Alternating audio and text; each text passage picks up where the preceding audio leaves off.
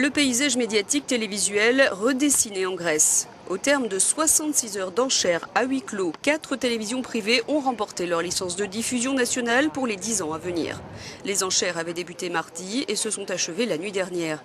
Coût total pour ces 4 groupes qui se sont engagés à embaucher 400 journalistes et techniciens chacun, 246 millions d'euros.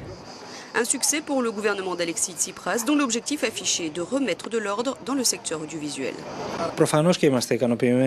Nous sommes profondément satisfaits, très heureux du résultat de ces enchères, explique le ministre, notamment parce que nous sommes parvenus à envoyer un message à la fois à l'intérieur et à l'extérieur du pays. Et la Grèce a besoin, surtout après la crise économique, de montrer qu'elle se rétablit. Cette réforme, une obligation constitutionnelle et européenne selon les autorités, devrait permettre de moraliser le secteur et au passage de remplir un peu les caisses du pays. 6 chaînes avaient tenté de bloquer juridiquement la procédure d'enchères. En vain, les groupes contestent cette régulation du marché des fréquences de diffusion comme Sky TV. Nous n'avons pas acheté une licence, nous n'avons pas été mis en compétition. Nous sommes venus ici pour négocier afin de payer une rançon après avoir été pris en otage, afin de continuer à opérer en tant que médias indépendants, des médias qui ont écrit leur propre histoire et qui continueront à écrire leur propre histoire. Mega TV, le plus important groupe télévisuel privé du pays, qui détient l'une des plus anciennes chaînes privées et enregistre des records d'audience, avait été exclu des enchères pour cause d'hyperendettement par le secrétariat général de l'information et de la communication.